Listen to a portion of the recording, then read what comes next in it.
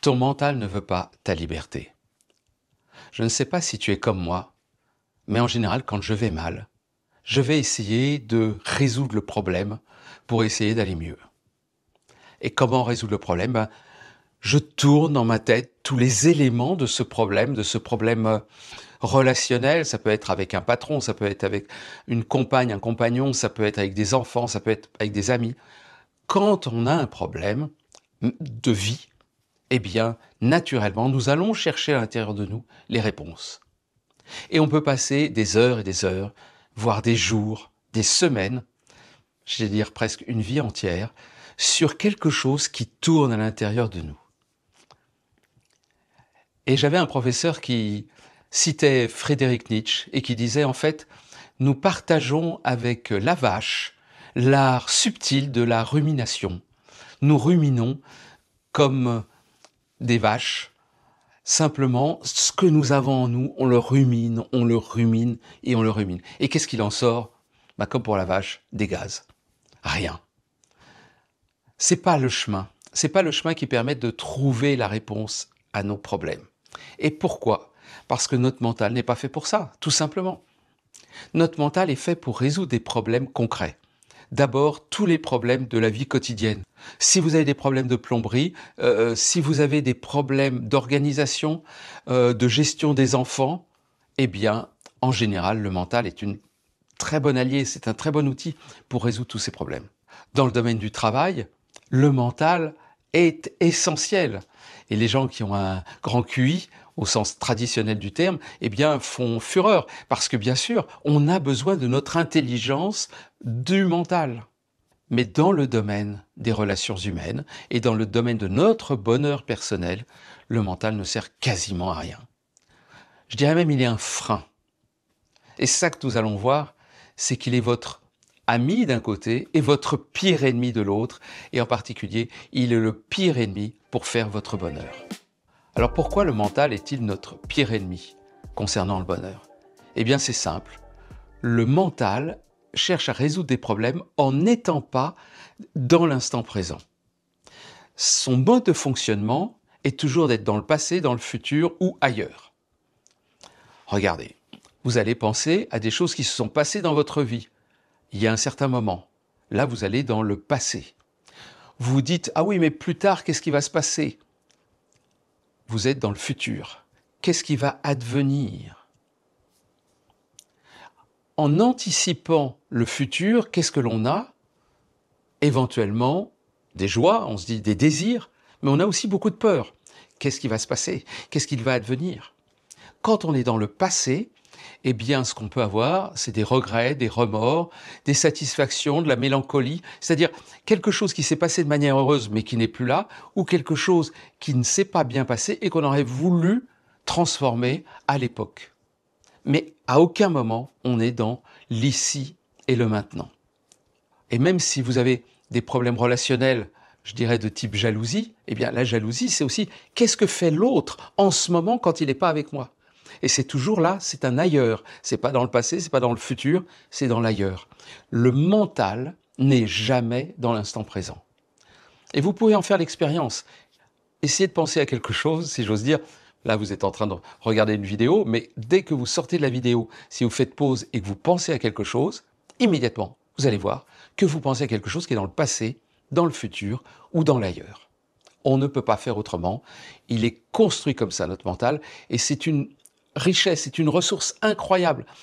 Par rapport aux animaux simples, les insectes, les vers de terre et tout ça, notre capacité cognitive d'anticiper ce qui va se passer en fonction du passé que nous avons vécu est considérable.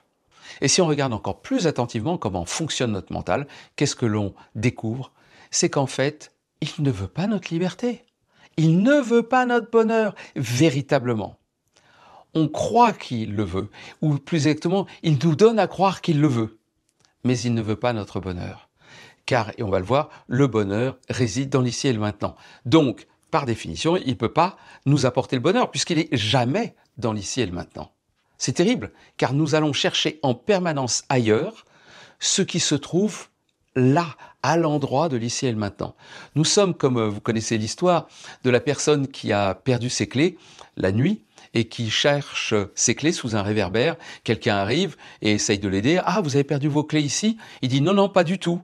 Moi, je les ai perdues là-bas, mais là-bas, il fait sombre et donc je ne vois pas, donc je cherche là où il y a de la lumière. » C'est ce que fait notre mental. Il cherche là où il y a de la lumière, mais pourtant, les clés de notre bonheur sont dans l'ombre, elles sont plus loin et le mental n'y a pas accès. Et pour autant, il n'est pas méchant, le mental. Il cherche vraiment sincèrement, ce qu'il veut, c'est notre sécurité. Il veut une sorte de bien-être tranquille. Il veut qu'on reste dans notre zone de confort. Ce qu'il veut, c'est la meilleure des choses pour nous, mais sans rien bouger. Car il a peur d'une chose, notre mental, c'est de l'inconnu. Ce qui pourrait se passer, ce qui pourrait advenir. Vous avez pu remarquer que peut-être, en tout cas c'est mon cas, quand vous voyagez, il y a des moments de stress. Est-ce qu'on va prendre le train? Est-ce qu'on va être là? Est-ce qu'on pourra prendre la correspondance? Est-ce qu'on va nous attendre? Est-ce que si? Est-ce qu'on aura le billet? Etc., etc. Est-ce qu'on va pas nous perdre nos affaires? Est-ce qu'on va nous voler? Enfin, tout ce genre de choses qui peut éventuellement arriver. Et c'est ça le problème, c'est que le mental, il dit, ça pourrait arriver. Le mental est ainsi notre protecteur, notre gardien. Il évite que nous fassions des bêtises. Il évite que nous ayons trop de stress. Il voudrait qu'on reste dans la zone de confort. Mais dans la zone de confort, nous ne sommes pas libres. J'ai souvent l'image de la zone de confort comme étant un petit studio. Vous avez un petit studio, j'allais dire parisien, un petit studio de 3-4 mètres sur 3-4. C'est pas grand. Mais avec ça, vous êtes bien. Ça suffit d'une certaine manière. Et ça, notre vie, nous la passons dans ce studio. Nous ne sommes pas libres, nous sommes dans une forme de prison parce que c'est petit, mais au moins là, on est en sécurité. Et c'est ce que nous faisons en permanence, nous remettre dans cet endroit de sécurité et nous nous y remettons parce que le mental nous pousse à rester là. Et j'ai une bonne nouvelle pour vous, votre être intérieur est beaucoup plus grand que ce petit studio. Nous vivons dans ce petit studio, mais en fait, ce n'est pas la réalité de notre être. À l'intérieur de nous, il y a un espace immensément plus grand.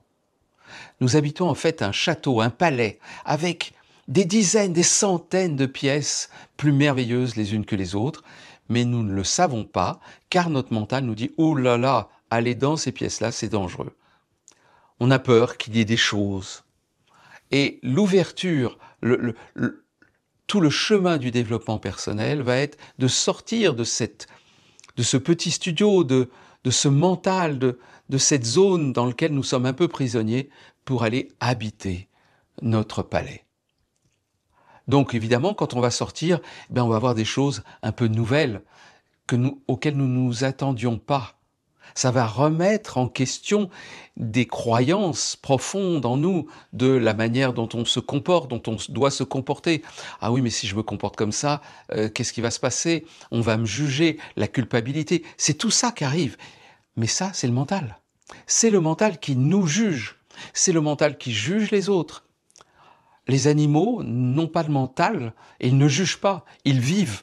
Ils sont en permanence dans l'ici et le maintenant. Donc ils sont dans un rapport à la vie qui est beaucoup plus simple que le nôtre. Je ne dis pas qu'ils sont toujours heureux, mais ils sont dans un rapport simple à la vie.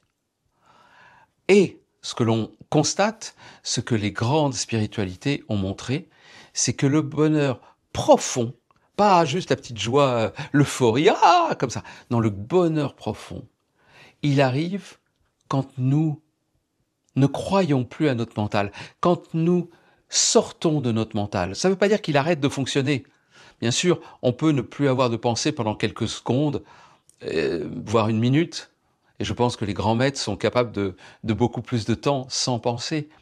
Mais c'est pas ça qui est important. Ce qui est important, c'est de ne plus croire à ces pensées pour s'ouvrir à quelque chose qui est en dehors des pensées, en dehors du mental. Alors vous allez me dire, mais comment on fait pour sortir de ces pensées? Comment on fait pour sortir de mental? Eh bien ça, c'est le domaine de la méditation, au sens large du terme. Et dans le tantra, il y a beaucoup de méditations.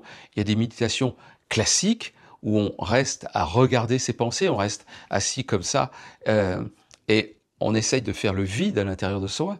Mais il y a aussi des méditations beaucoup plus simples où on cherche à habiter notre corps, à être dans la présence même. Ça peut être en train de danser, ça peut être en agissant, en regardant, en contemplant. Et je vais vous proposer une méditation. Une méditation très simple que vous pouvez faire chez vous, mais alors là, maintenant, vraiment maintenant, vous avez tous les éléments pour le faire.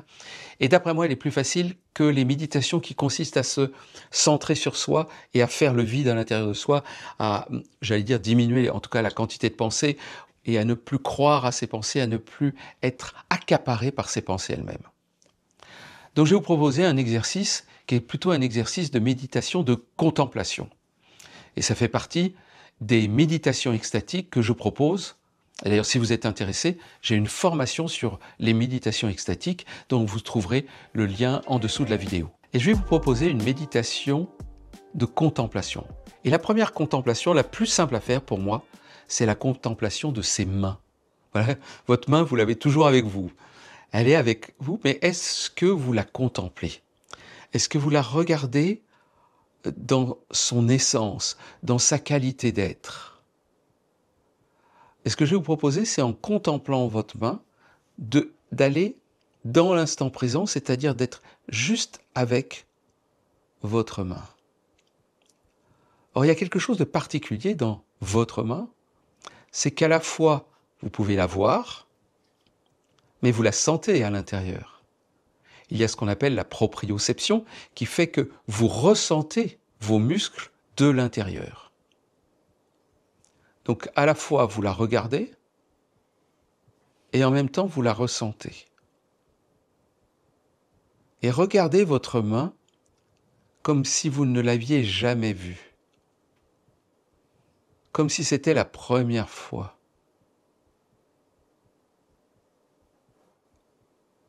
Et en même temps, tranquillement, vous respirez. Et vous calmez à l'intérieur votre être, votre respiration. Et vous regardez ce miracle. Ce miracle qui est avec vous depuis votre enfance, depuis que vous êtes né, qui a obéi à ce que vous voulez, mais qui en même temps, si vous regardez bien, a l'impression parfois, quand vous le contemplez, quand vous contemplez votre main, qu'elle agit d'elle-même presque, comme si elle avait des mouvements spontanés qui venaient d'elle-même. Comme si c'était un petit animal. Et vous mettrez l'animal que vous voulez par rapport à cette main. C'est bizarre.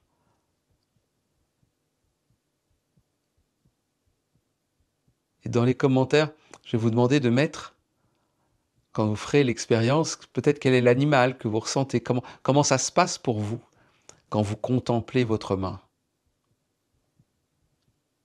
Quand votre main devient quelque chose de presque vivant par soi-même, autonome.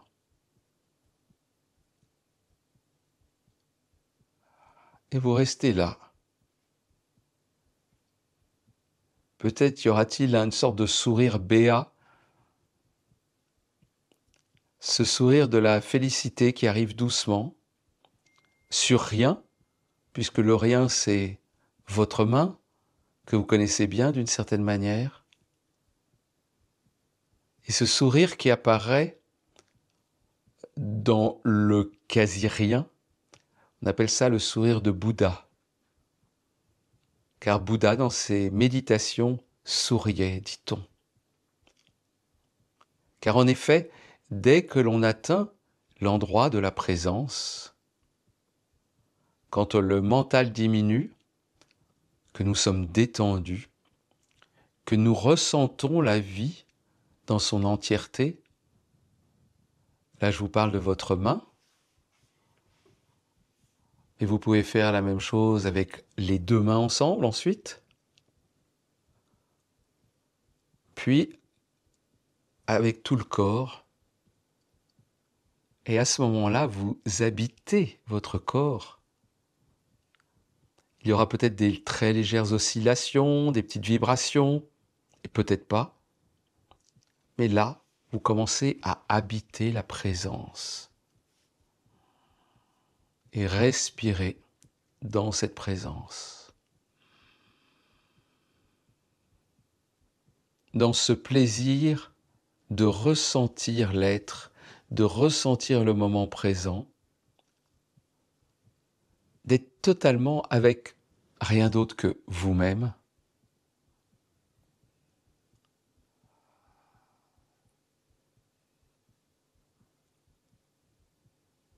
Et ce moment où le mental disparaît, diminue, lorsque vous êtes en train, j'allais dire, de jouer avec vos mains, comme des enfants, vous savez, comme les bébés qui jouent avec leurs mains, qui découvrent pour la première fois leurs mains. Tout cela en étant conscient d'être, ce qui est la différence avec le bébé, dans la conscience d'être, tout en étant dans l'innocence de ce qui est en train de se passer, comme si c'était nouveau, comme s'il ne s'était rien passé avant. À ce moment-là, vous entrez dans un autre espace d'où peut émerger une félicité, le bonheur d'être, sans aucune contrainte, sans aucune attente, sans aucun objectif.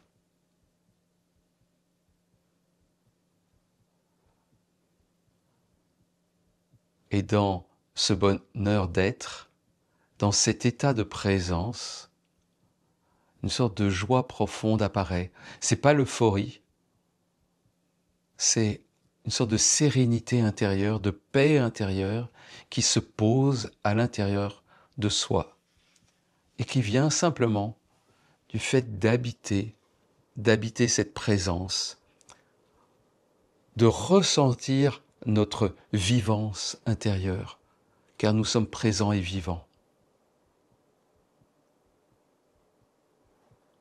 Vous pouvez faire cette expérience à tout moment. Vous avez vu que les accessoires sont faciles à trouver. Vous les avez. Vous pouvez contempler d'autres choses, bien sûr. N'importe quel élément de votre quotidien. Ça peut être des éléments de votre corps, mais ça peut être d'autres choses. Par exemple, cela peut être une bougie. Vous pouvez contempler une bougie. Mais vous pouvez aussi contempler des pots de yaourt qui sont tombés sur votre table, qui sont même pas droits. À partir du moment où vous entrez dans cette présence, dans cette contemplation fine, vous allez voir que l'objet que vous contemplez n'a plus d'importance. C'est le fait même d'entrer dans cette présence, le fait même d'entrer dans l'ici et le maintenant, qui apporte cette joie, ce bonheur, et qui va faire en sorte que ce que vous voyez autour de vous prend une autre saveur. C'est en faisant de la méditation comme celle-là que j'ai compris les peintres qui peignaient des natures mortes et ce qu'ils devaient ressentir lorsqu'ils peignaient tout simplement une corbeille de fruits. C'est la chose la plus banale qu'ils avaient devant eux. Et pourtant, dans cette chose banale se trouve la présence de l'instant. Quelque part, le divin se situe dans l'instant présent et on peut le rencontrer à tout moment avec n'importe quoi, dans n'importe quelle situation. Et bien sûr, l'invitation ensuite, c'est d'augmenter cet état de présence le plus longtemps possible, dans le plus de circonstances possibles, dans le plus de situations possibles, mais même quelquefois entrer dans cet état de présence quelques secondes dans un groupe de personnes, avec quelqu'un, au travail, dans le métro. Rien que quelques instants de présence vont faire la différence pour vous. Et vous allez voir que petit à petit, le bonheur arrive, il y a une forme de libération intérieure qui se passe, car la liberté profonde, le bonheur profond, se situe dans cet instant présent, indépendamment de ce que nous raconte le mental. Et si cette méditation et cette vidéo vous a plu, n'oubliez pas de cliquer sur le like et de vous abonner à la chaîne, car cela me motivera pour vous donner encore plus de vidéos sur ce sujet et de vous apporter ce que vous désirez. Et si vous avez des sujets qui vous intéressent, et en particulier dans le domaine de cette présence de la méditation, n'hésitez pas à mettre des commentaires et à me dire ce que vous désiriez et ce dont vous faites vous aussi l'expérience en termes de méditation, afin que nous puissions un peu plus discuter les uns et les autres, qu'on puisse interagir un peu plus entre nous. Donc ne vous fiez pas trop à votre mental. C'est un outil précieux, une aide merveilleuse, mais ce n'est pas ce qui nous permet d'atteindre le bonheur. Le bonheur se trouve dans l'ici et le maintenant. Il se trouve dans la présence de l'instant présent, en habitant cette présence, en étant complètement immergé dans cette présence, que l'on atteint une sorte de bonheur ineffable, un bonheur qui ne dépend plus des circonstances extérieures, qui ne dépend plus des petites joies, mais aussi des peines que nous avons en revenant à notre essence, car notre essence est d'être pure conscience aimante, présente, là, ici et maintenant. J'adore réaliser des vidéos pour vous. J'adore transmettre ce que moi-même j'ai reçu d'autres personnes pour aller vers cet endroit de bonheur intérieur, de joie, au travers de différentes techniques, différents outils, bien sûr qui incluent le tantra, parce que le tantra, c'est ma ressource la plus profonde. Donc si vous êtes intéressé par des sujets qui concernent le tantra, qui concernent ce bonheur intérieur, qui concernent des sujets connexes, eh bien n'hésitez pas à les écrire dans les commentaires. Je serai ravi de pouvoir répondre à vos demandes.